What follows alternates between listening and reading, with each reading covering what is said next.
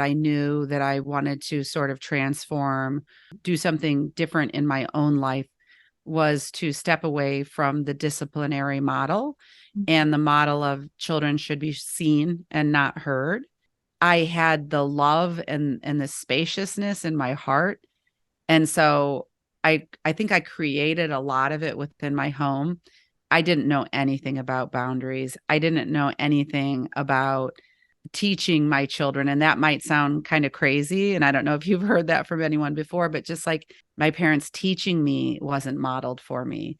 And so I had these really great plans. And I think there's so many things that I did well bringing the kids up, but there were just like these missing skills. Hi there, Soulful Mama. Welcome to the Soul Care Mom podcast. I'm Catherine Wilde of soulcaremom.com. I'm a mom of 3 amazing kids, a soul care mom coach, and a yoga and meditation teacher. I've helped hundreds of women, and I'm here to help you feel calm and find your unshakable confidence as a mom. If you're ready to stop living in survival mode and you're ready to drop the mom guilt and overwhelm, this podcast is for you. Think of this as a lunch date with a girlfriend. Grab a cup of tea and get cozy. It's time to get honest and vulnerable and shift the traditional mindset around motherhood. Be sure to subscribe to be the first to know when new episodes are released. Get ready to grow and feel empowered as a mom. I'm here for you, Mama. Let's get started.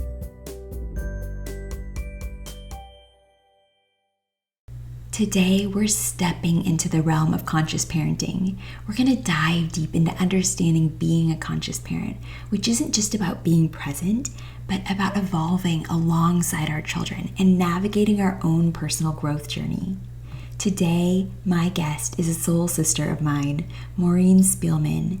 She's the creator of the Mystical Sisterhood podcast, and we dive into all things motherhood, navigating conscious parenting, nurturing resilience in teens, and so much more. Settle in and enjoy this soulful conversation. Hi, Maureen. I'm so happy you're here.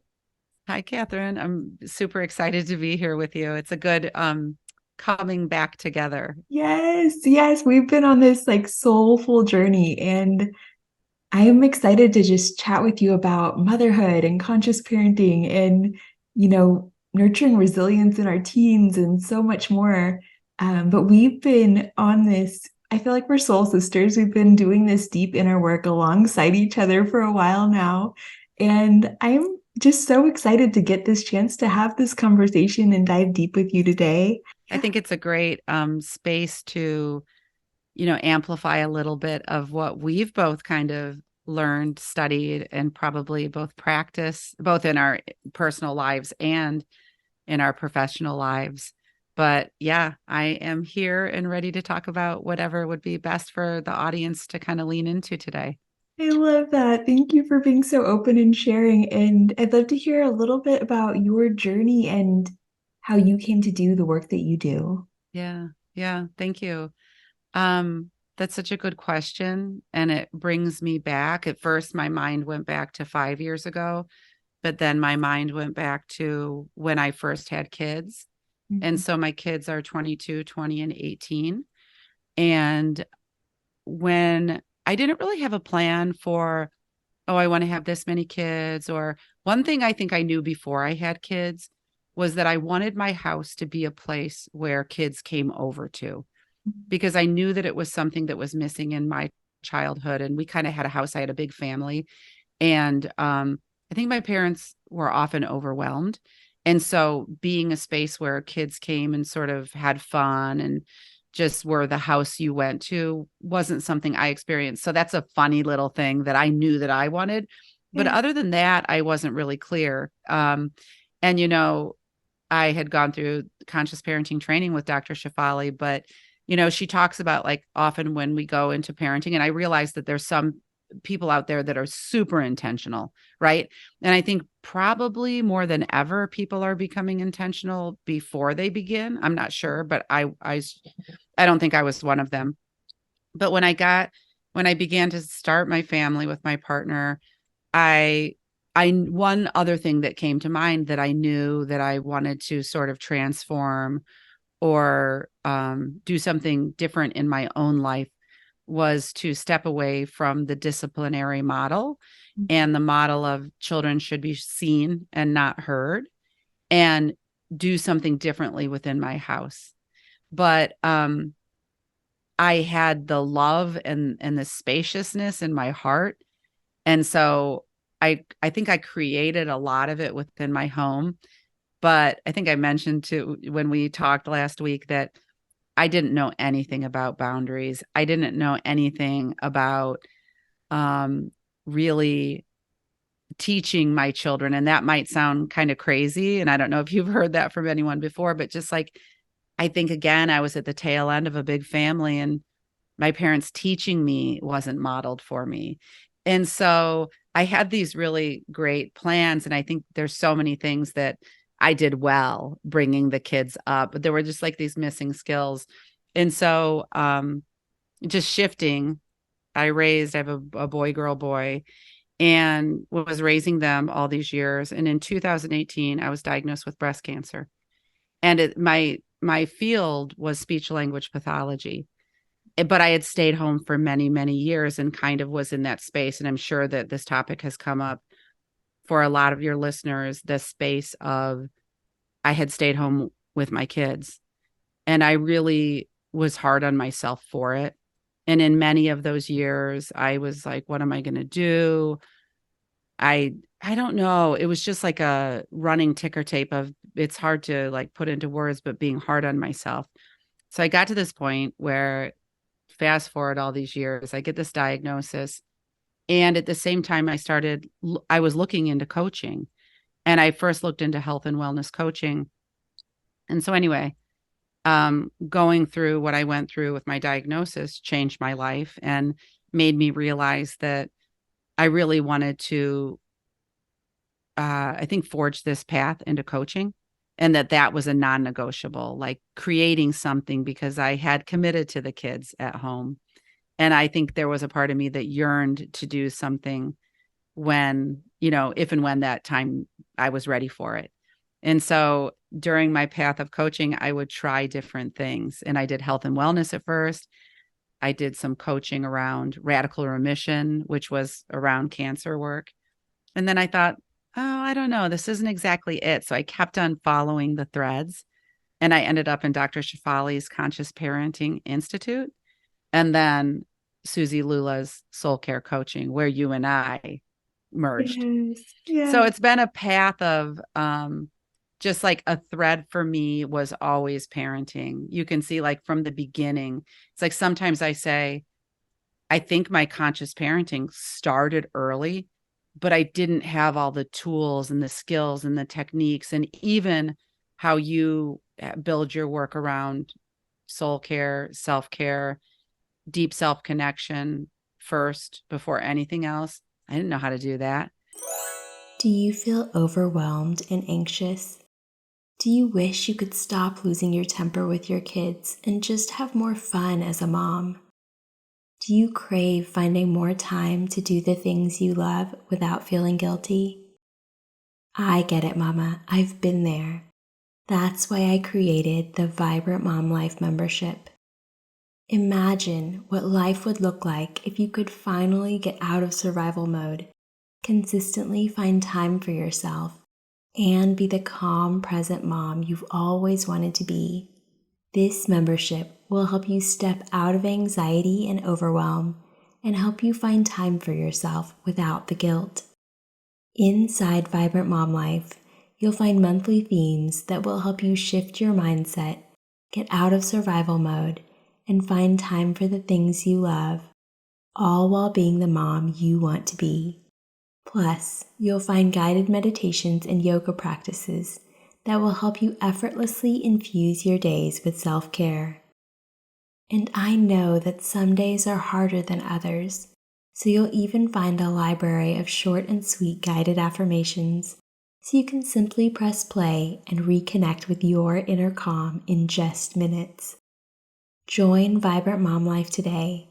by going to soulcaremom.com/membership so you can stop running on empty and truly enjoy mom life. I can't wait to welcome you inside, Mama. So I think all the resources that are out there today and discussions that are being had are so beneficial for moms to lean into. Mhm. Oh, thank you for So sharing your well, journey. Yeah, mhm. no, but it's such a beautiful journey. And you're so right. Like, I think, a lot of moms, we crave that being with our kids and spending that time with them and going through that season. And then we also have that, guilt and shame around like, oh, Yeah. I didn't do more. And we don't value, like that precious, Mhm. like amazing time. We devalue ourselves in that journey, I think. Yeah. So thank you for Yeah. sharing that so honestly. Yeah. And I think it's true. And I think it's like we now know that based on our family of origin, that influences the kind of capacities or um I think like it informs, how patient we are, how well we communicate based on what we saw. Like Yeah. whether we think I used to think like um communication kind of felt threatening because it felt like if you were actually going to somebody and speaking the truth, that it would create conflict because I think that that was my experience as a kid. So then I had it wrong in my head. That's like, no, communication can actually be very healthy and feel very healthy.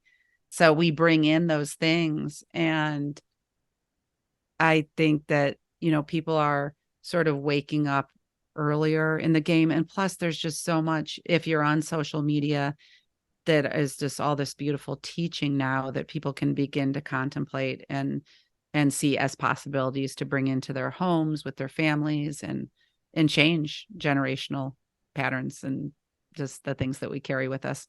Yeah. And it's so, yeah, Mhm. you're so right. There's a lot of like beautiful messages now that, you can see Yeah. one and you can, it can start like this, turn this light bulb on for you of, oh, this is, what I've seen, but there's other possibilities like communication can look different. Uh, Mhm. and that's Mhm. so important too when it comes to like raising teens, right? Like, what did that look like for you guys? So my oldest is 11, and Mhm. I feel like we have a really beautiful relationship, Yeah. all three of mine are girls.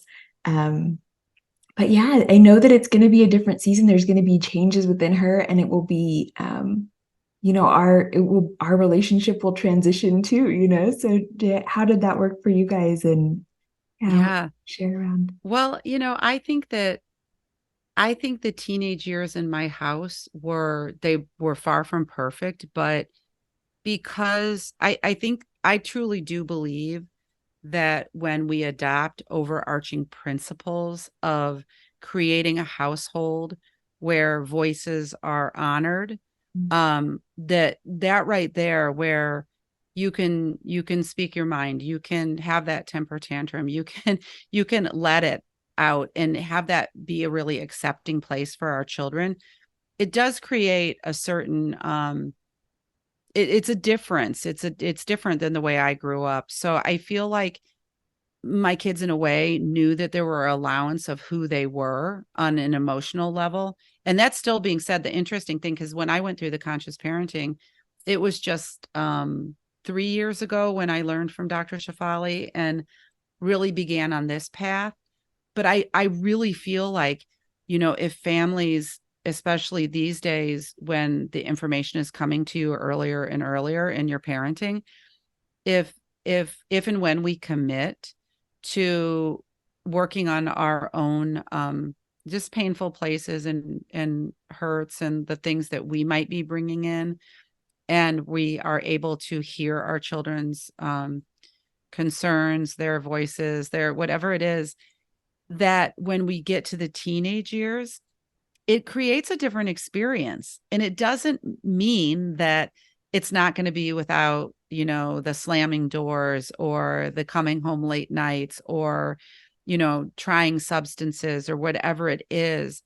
But I saw it before my eyes that even though I still needed to develop skills with, boundary setting or having the conversations, that it was a different experience. I had an experience just in the past couple years where um someone came home and they had ingested substances, and I had to make sure that they were safe. And it didn't really come to my attention until the next morning. So right away, I made sure that they were safe and that they, everything was fine, health wise. But then I thought to myself, like, well, how am I going to deal with this? How am I going to go at it? And that whole weekend, because I believe it was a Friday night, that I needed to make sure that they were okay. But instead of going like a disciplinary route or the route of you're grounded or go into your room or take something away, I used the whole weekend to really talk about kind of like, well, how did that feel like to you? And what does it mean for your life when we make these choices, or what could have happened, or this is a safe space to say what you want to say, or you felt like you had to hide that from me. But throughout the weekend, I really did touch points of like, okay, let's revisit the conversation, or, and like take away like that you disappointed me, or you did something wrong, because no, I've never, condoned, going out and drinking and smoking, but I really believe, like, I could see that then the response, it was kind of free of shaming or, making my child feel bad for the choice that they made, which they already felt remorseful for. So it's an interesting approach. And I wasn't even sure in the moment, because that's a little bit of taking a principle like conscious parenting into the teenage years. And I mean, none of us know, like, we don't know the answers. We're all doing the best we can. I just interviewed someone because, I have a podcast too, but I said, at the end, I said, what is one thing that you'd want the parents to know? And I'll repeat it here because I think it's really important. And she said that every parent knew that when they finished their days, that they were a hero, and that they gave all they could and they showed up in their fullness. And even if it was really messy, and even if it was just these days, the showing up is huge. So I've had, I think because of my commitment to the overarching principles of accepting your child where they're at, giving them guidance where it's being called for, coming with more compassion and softness. Like it's these ways that seem very abstract, but I believe pay off in dividends. And we can't always see, because that doesn't mean we're not going to go through periods of time that are messier, or they feel more dense, but to know that it's almost like if you have these guideposts and you have these ways that you're committed to being as a parent, it's creates a really a beautiful backdrop, I feel like, for your child to grow in. Do you resonate with that? Oh yeah, I love it because it's so true that, I mean, nobody knows, what life has in store for us and how we're going to navigate it and the growth that's going to happen. And I love that you create this space that as our children like make choices in life, that they still feel like, oh, we can still have a conversation about this.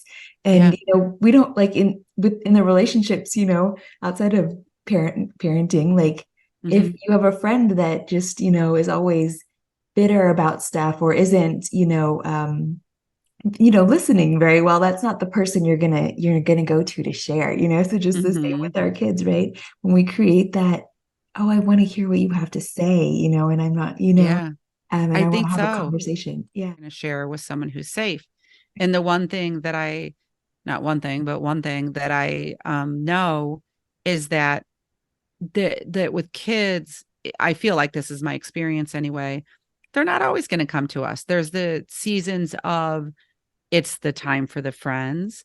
There's like, and then it's almost like, it reminds me of when a kid is really little and they're learning separation from, it's usually, I feel like the studies have been done on mothers, and they'll show the child like go like a little bit away from the mom, maybe there's another individual in the room, and then they go back to their mom for safety, and then the next time they go out, they go out a little further, and it's like this dance, right? And Yeah. they, when they're really young, like toddler, they keep on coming back because they have to know that they're safe. But I kind of feel like it's the same, like a lot of people say that like the hood teenagedom like mirrors toddler years.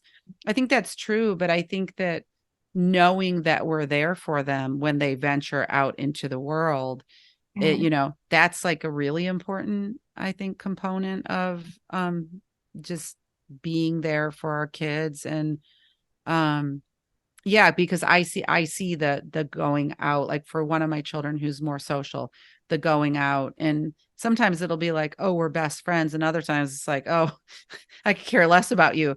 But I know for a parent, I'm not going to take that personally, because it's about their growth and development, and I'm growing and developing at the same time too. Yes, yeah, and that's happening like right alongside, right? Their moment of like we need to Hmm. be there for them. We're still like we're dealing with our own like issues coming up and all the things. Yeah. Yeah. And I love that you said that it mirrors like toddlerhood. I mean, that's such a cool thing to a perspective to look at it as. And we really do Yeah. want our kids to be able to go out into the world, right? And then also have a safe space. Like that's that resiliency, like creating Hmm. that person that can go and thrive in the world and still has this safe harbor. Yeah. Um, Yeah. yeah, I I love think that. so.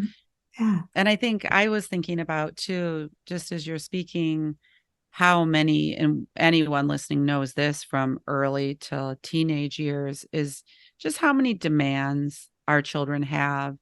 And some people refer to it as like, even when a kid comes home from school at the end of the day, that they have this backpack, but they also have this emotional backpack, and all the things that happen during their day. But the stresses are higher than ever. I remember when I stayed home with the kids, I did a lot of volunteerism, and it was greatly around social emotional learning and programming in the schools. But there was a movie back in about 2010, and it was called Race to Nowhere. And Race to Nowhere was created out in the San Francisco area by a woman named Vicky Abelys. And she did this film um, about the pressures that kids have. And my sister lived out in the area, and she said, hey, Maureen, um, you might be interested in this film. And I saw the trailer. And even though my kids were younger, 10 years ago, they were 12, 10, and 8, it resonated with me, because I think any parent listening today too, we hear these things, right? They come across books, or something someone recommends, or a flyer for an activity at the community center. And if it's yours, it speaks to you, like, it just resonates. And when I heard the trailer for Race to Nowhere, it was a no brainer. And we brought it to my community and did a free screening on a Saturday morning to 300 people. And it just became this big thing. But that was 2010. And so you're thinking, like, I mean, I always remember that iPhones came out in 2007. So we were just at the advent, right, of kind of phones and everything. And that was a society with so many pressures, almost like that was almost like pre-phone, and we were feeling it. So I Yeah. just think that our kids' pressures are exponential, and that need, I think that like almost like where we're going as a society of or a culture, and these I feel like demands, or outside at least, things seeking our kids' attention, grow and grow and grow, whether it's academics or technology, or the stakes are higher. But that, maybe in a way, in our homes, that's almost like a cultural call to fortify the home even more. I don't know, I'm just thinking that now, Yeah. that more than ever. And I think that's why, call it what you want, conscious parenting, peaceful parent, respectful parenting. I think it's why it's on the rise, because there's a big need for it. And I think probably, like, as moms that you work with and speak to, they're feeling it. Yeah. And Yeah. yeah, I think you're right. There's probably this really big correlation between having to wake up earlier because there is so much more to wake up to, like there's just a lot. Yeah. Yeah. Um, yeah, so we've been talking about conscious parenting. I'd love, like, if there's somebody hearing that term for the first time, can you share, like, what is conscious parenting? How can we be a conscious parent? What does that mean? Yeah. Um, I think it has some universal principles and it'll have some of my filter too. Yeah. But when I think of conscious parenting, I think that it could be, this is just going to be really generalized, but someone with an intention to um, both look inside themselves to what they're bringing to the parenting journey. That's your experiences, your belief systems, possibly your patterns in relationships, taking a look at your emotions and what comes up for you in the parenting relationship. But then with our partners, like that our children are our teachers, that they are our messengers, that they're here to help us grow as much as we're here to help them grow, that there's not a parental hierarchy. And that I think one of the ones that is like it just grows all the time for me is that this child that's come into your home, your family, is their own unique blueprint of a soul who is not going to look like anyone else, even if they've got the same shirt that they bought from the same place, or even if they're in the same family. Yeah. They're here to express themselves in their just divinely unique way. And that I think an important part is honoring that child even when they go through the systems that we all know. And that, I think that some of these, there's more kids than ever that aren't fitting the system that's in place. So, I mean, those are just like some of the kind of general conscious parenting things, I think. And I think that oh, and it's a part of soul care coaching, but it's a part of conscious parenting too, is like we know like that anyone that comes to us is you have the answers within. You have the wisdom. So as parents, we do have the wisdom, but sometimes we have to cut through what we experienced. A lot of people have gone through trauma and like coming to this point of parenting, and that I mean, I just know so much beautiful work and outreach, and then including what you're doing, that's there for people to understand. Because that's what I desired when I was a young parent. I just wanted a different experience. And I'm like, well, I can possibly provide this for my kids. But is that in our children too, they have the wisdom and they do need the guidance from us. But um, there's nothing to fix or change. And it's like, how do we best work with the child in front of us? Oh, you explained it so beautifully. And like just hearing that, like I'm so drawn to that because that's something that I craved, and my Mm-hmm. parents did, the best that they could with what they had, and they were very loving. And like I still felt that, being seen and not heard sort of Yeah. thing. And that draws you in when you hear like, oh, that can be a thing. Like that's how I want to feel. And of course, like then you want to share that, right? You want your children to Mm-hmm. feel seen and heard Mm-hmm. and all the things. And yeah. Mm-hmm. And it's interesting because all like the cultural conditioning that all of us had, it starts so early, right? And I'll say an example of my daughter she's 20, but she had just gone through something during the final exam period at college. And so as I step into just more of this like more generosity and sort of like coming with compassion or whatever, she had said she made a mistake and didn't she showed up late for her final exam. And so afterwards she was really hard on herself. Like she was in a spiral of, oh my gosh, the world is falling apart. And it was kind of funny because I just came to her and I'm like, you're fine. It's all going to work out. It's like, and I don't even know if I uttered the word compassion. And she kind of, and this was over the phone lines when she first told me, but she was like, stop with the compassion. But there's part of her that's already been conditioned that I did something wrong or and so the one thing that I think is important to say, just for, I kind of said it a little, but is just that we have to be so forgiving of ourselves for anything. Like if I looked back at the beginning of my parenting journey, like I'll tell you, I wasn't conscious, like I wasn't conscious yet, or, in this whole like conscious parenting, it's not like, oh, it's on a pedestal. It's just a willingness to move in a certain direction. That's all. And create an experience that it feels really good internally to you as a parent, and hopefully feels good for our kids too. And the thing is, so like as much as we can to go to those places that want to create shame, or like that we've done something wrong, I don't believe it to be true. And I also believe, and this is from Dr. Shafali with Conscious Parenting, she is rooted in Buddhist tradition, and so she'll always say Eastern philosophy meets Western psychology, but is the idea that everyone is on their own path. So we may see our kids suffer or have the challenges that they do, or whatever is their life's path, but that's okay. It's so uniquely yours. If we think of ourselves when we were younger, whoo, I mean, we walked through fires, right? And we got to the other side. And I just think that I don't think the point of life is, yes, try to make this the healthiest upbringing as possible. And we can't control any of the outcomes at all.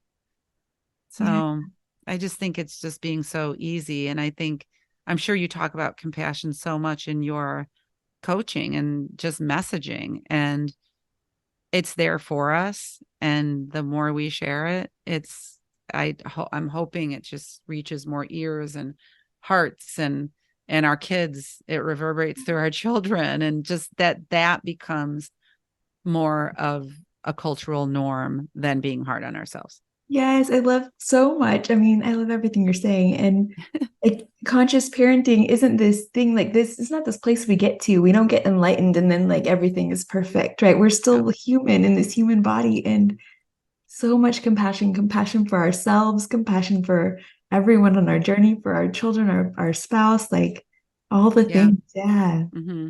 Mm-hmm. And it's so much more enjoyable and fun when we soften into that, and we just get to like, because I Yeah. think for the longest time I pushed really hard against life. And I don't know if you follow Eckhart Tolle, but um, or Byron Katie, or like you're not gonna win when you push against life, right? Like No. it is what it is, and so where can we lean in and like because there's so much when we look back at the past and challenges and things. Often things worked out in this way that we could have never like Mm-hmm. planned. We have there's no. Mm-hmm. It's so amazing how things work out, and when we can like lean into that in the present moment, like things shift Yeah. so much. Yeah. Well, and it reminds me too of women and moms, and just back up off the role of the mother. But as women, we carry so much responsibility and over responsibility for others.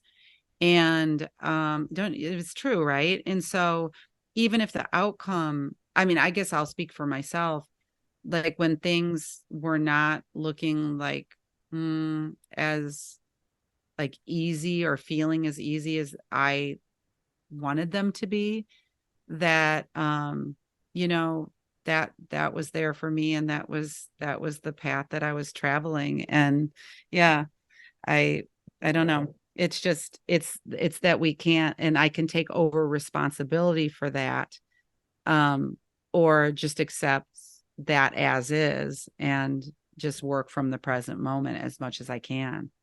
Yeah. That's a Yeah. hard one.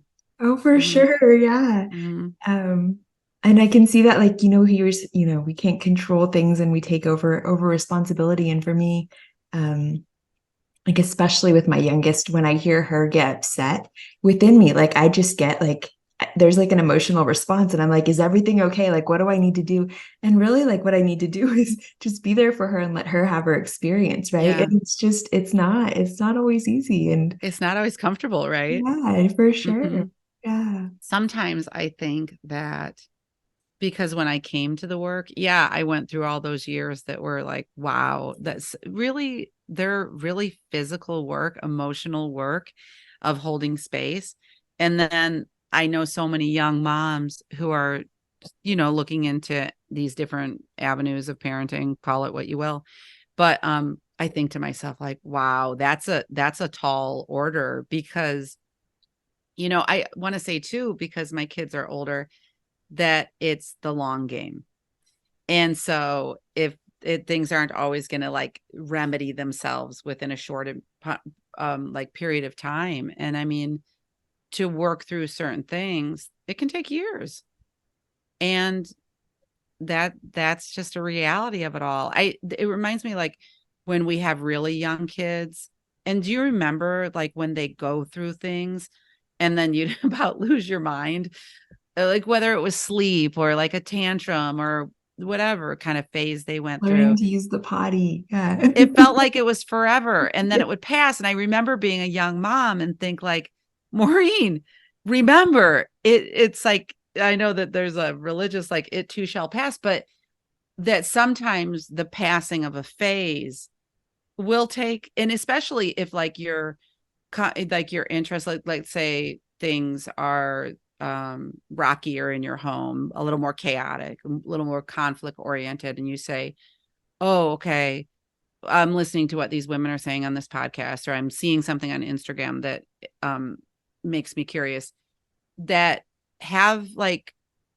almost like belief and trust that if something's drawing you to a new way of doing something, that's awesome, and begin to try and maybe like tweak little things in the house, like whether it's holding the sacred space, like sitting in silence with your child, like after school, when they're doing their homework and they don't really need to have conversation, but you're just there, or just like trying different things. If you work all day, doing that at night, but that it's these little deposits in the bank, right? And that they're gonna, over time, you're gonna start to see like differences in the quality of the interaction. And I always think that goes alongside doing our own work. So you were talking about how to tend to your own emotions when there's an emotional storm on the outside of you. And it is true. I don't know what you do these days, but I will I'll have that inner dialogue. I'll do the self-talk of like, it's so understandable that this is overwhelming. I'll like walk away and take a pause. I think that pause is genius. It's the most, like, it seems like it's the lowest hanging fruit ever, but it's like one that we forget in the heat of the moment, Yeah. to walk away and create space. Yeah. Hmm. Yeah. And it's so beautiful. Like, I mean, it's really beautiful that it's those simple things that are so powerful because we're usually looking for this like huge thing that this one thing that will just fix everything. And Yeah. really it's all at our fingertips, those little Hmm. tools, those little, Hmm. yeah. And it's like, okay, what are these three things that I'm going to turn to that are going to create over time a different quality of experience in my home? And I love that Mhm. you shared that too. It's because it's those little things, and we often don't realize like how far we've come. So like taking that time to stop and like look back and say, "Oh, yeah, I used to do that, and I don't do that as often as anymore." Maybe Mhm. it's yell or whatever it is, and Mhm. celebrating ourselves. I love that you shared that. At the end of the Mhm. day, every parent is a hero, and yeah, I mean, I think that's just such Yeah. a beautiful thing to hold on to. Yeah. Remember, like the work you're doing is powerful, and it's Yeah. never going to be perfect, but No, being in compassion and yeah, I know. And I think about like how we can also, as moms, shame ourselves for the ways that we fell apart. And I think that those are perfect places to go when we're feeling like, I don't know if this ever happens to you, but like when I reflect on early childhood, I can think of one time that I'll name. And I was in my neighborhood, and I can't remember who it was. I had a minivan, and I was driving, and I had just reached the end of my rope. And I was in my car. I just think I was yelling at the top of my lungs. And for the longest time, I just like carried that with me. And I was probably really sad about it, that I had showed up at that way. But I think at some point, like, and maybe it was in the advent of doing all this kind of work. And this is why this work is so valuable, that I waited all these years because I didn't have a tool, or like I couldn't admit that that was me. Because I know as moms too, I would think that everybody's had experiences like here and there, like where it was like an out of body experience, but like to go to those experiences and really be like, it's so understandable. It's so, and that's the beauty of your work, is like, let's get in there and find ways to take care of that stressed out, so yeah, but being able to even say that out loud and like, oh, that was me and that was my experience. It was just like, well, of course, it's so understandable. You were probably so tired. You were at the end of your rope. You were probably tending to like 50 things that day. And gosh, I have so much compassion for that young woman who showed up in that way. Oh, I love Hmm. that so much. Yeah. Yeah. Yeah, Hmm. where can we go back and say, like, oh my gosh, yeah, it just as you would a friend, right? If a friend came to you and was like, I had the worst day, would you judge her and like shame her, No, right. Right, yeah. Yeah. Yeah. It's funny. We come to ourselves in those ways that we wouldn't come to anyone else around Right. us.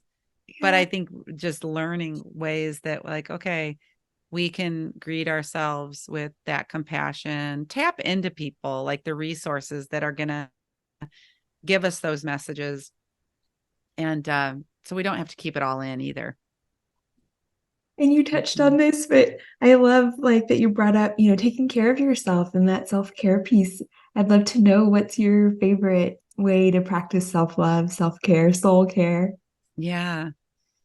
I think at this point, it's a grounding and sort of creating ritual time every day.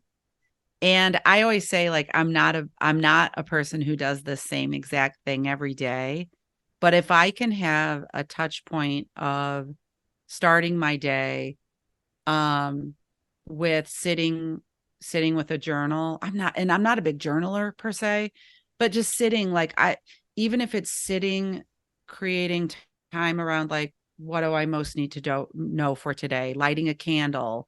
I'm a big fan. Like, I'm sort of like, I don't know if spiritual is the right word. I feel like I am, but I love things like oracle cards, or just what I like is, and resonates with me, that can feel very grounding to me, is to pick up something really inspiring to me. And so for some people that could be like doing art, and I'm not so good. Like, I, even as I sort of do my work life now, my parenting, like life balance, I always like, I've been a big exerciser in the past. And then some days I'm like, oh, that's not meant to happen anymore, because now I'll forego like movement for that quiet time. So for me, it's like quiet grounding. Um, I wouldn't even say, I know some people will name gratitude. Um, that's always, I've got gratitude to me is almost like an internal state, that it's like I know it if I'm in it, and then I'm like, oh, that'll allow me to really tap into it. But there is so much goodness out there, and I love the messages that remind me of light, like my light, my truth, my essence, my goodness, you know what I mean? To bring me back to that light in that center. And if I can experience that first thing in the morning, it's really nice. But it's like a beacon for me. If I hear anything, I'm just like, I'm right there. And it gets me into that place that allows me to come from, I think, my core, or my center, my essence. Yeah. So that's what I love. And I do think it's leaning into your intuition around that. And that's why I think I'm not a person that does the same thing every day, because I'd like to tap into like what is being called for today. But the one thing that I do like to do is just like that, really like taking the time in the space. But I also like the concept of just dipping in throughout your day and maybe checking in with yourself, and like, how am I feeling about this? Practicing boundaries. That's a big self-care for me. And one that I mean, I know I named earlier, like in relation to the kids, but just with my outside relationships, because I'm a person that traditionally was a huge overgiver of my time. I don't know if anyone that's listening can relate. Sometimes when you choose to stay at home, you tend to be you can be hyper available for even if it's just like your social scene. But for me, boundaries are a big area of work. So yeah, but in just, I mean, revisiting those phrases of compassion and understanding, and making sure I make space for that in my day. Yeah. Oh, I love that. Yeah. And I love that you make space for just like you said, with your journal, just having it open. And I think sometimes like what we talked about earlier was the answers are within us, and when we slow down enough to let them out, let ourselves hear them, Hmm. that's a really beautiful thing. And I love that you follow your intuition. I know, like sometimes it can be like, oh, this is my morning routine. These are the things that I do. But it can be so beautiful stepping into our feminine that way, right? Like allowing Hmm. ourselves to listen to what it is that we need and nourish ourselves in the way that Yeah. we need it that day is such a Hmm. beautiful gift to give yourself. Thank you for sharing those. Yeah. I And love what yeah, you just said about the feminine though, because when we're moving from that culture, even if you need to do for your children and drive them and do this and that, I think in my life I probably took on more masculine tendencies, and I felt like I was in the feminine, but I think moving to that other edge of softening and letting go a little bit, and um just like I said, like the intuition, and whether it's want to dance or yeah. play or create something, or and giving ourselves the permission to do that.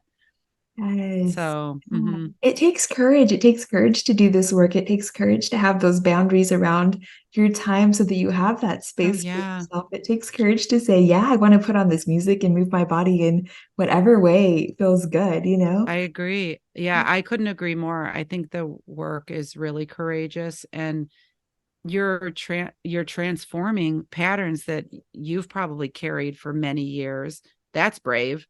And I mean, I have people sometimes say to me, like, oh, I kind of see what you're doing over there or talking about, Maureen. And that's like, let's just keep it over there. Or they'll say, like, I don't understand. Or why would you need that? But not, it's not now for them. Maybe not ever. But yeah, just lean into whatever speaks to you. Yeah. Hmm. Yeah, and you Yeah, never know. Like it could be tomorrow that they're like, oh, I remember this thing that Maureen said, and I want to try that today. Like it sounds I know. good, you know? Well, It's those yeah, glimpses we get. Yeah. one of my older sisters, she recently went back to Julia Cameron's morning pages. And Yeah. those are the ones where I think you write. I've never done her program, but I think it just had its 25th anniversary. But she said, she's older than me, and she's like, oh, I first saw this when I was 20. And it was kind of funny because I was thinking about it, and I'm thinking, you remember when you saw it when you were 20 because something spoke to you yet then. And it's kind of funny, right? Because now it came back into her orbit, and it's a practice that will get her more in touch with herself, because that's the ourself is the one that we typically neglect. And I think that that's an interesting paradox, because sometimes it seems like we're taking care of ourselves, but we may need even more nurturing. We give so much. Yes. Hmm. Yeah. Ah, I love this conversation. And you shared a little bit, like going back and telling yourself, like giving compassion to your past self. But I always just love to hear because, everyone that's been on here has just been on these incredible journeys with so many teachings and so much growth. And if you could go back in time and share anything with your younger self, what wisdom would you share with her? What would you want her to know? I would probably want her to know that I mean, when you say that, can it be any age that comes to mind? Yeah, yeah, Yeah. whatever What feels. came to me was my teenage years. And I think that probably more like the latter half of my teenage years, but I was a teen who acted out a lot and hid it. Mm, And so I think that my parents were probably there more for me than I knew, right? but I had this experience and then I projected that I couldn't like share anything. So I think that I would probably tell her, you're safer than you realize. And to even give her that permission to try to have the conversation maybe with my mom, who seemed so unavailable for me, but I know so deeply cared for me. And I know that some of our kids may feel that their moms don't get it, but you would rather them come to you and try to have the conversation than not. So that's what first came to mind. Oh, I love that. Yes. I think it's so Mm-hmm. beautiful that we came back around to the teenage years. Like that's so, Mm-hmm. um, there's so much change happening within us, right, at that time. And we can Yeah. feel so alone. And yeah. Mm-hmm. Mm-hmm. Oh, Yeah. that's so It's a great beautiful. question. Mm-hmm. Yeah. Well, thank you for being here. Thank you for sharing with such an open heart. Welcome. And Yeah. yeah, will you let You're, us know where we can find you and connect with you online? yeah. Thanks, Catherine. I am at maureenspielman.com and on Instagram. That's where I mainly show up. It's at Maureen Spielman. And also my podcast is called Mystical Sisterhood. And I started that after I'd gone through, actually just started it in January of this year, but um the name came from, I always say like an intuitive hit about the name Mystical. It first came to me as Sisters, and then that domain name was taken.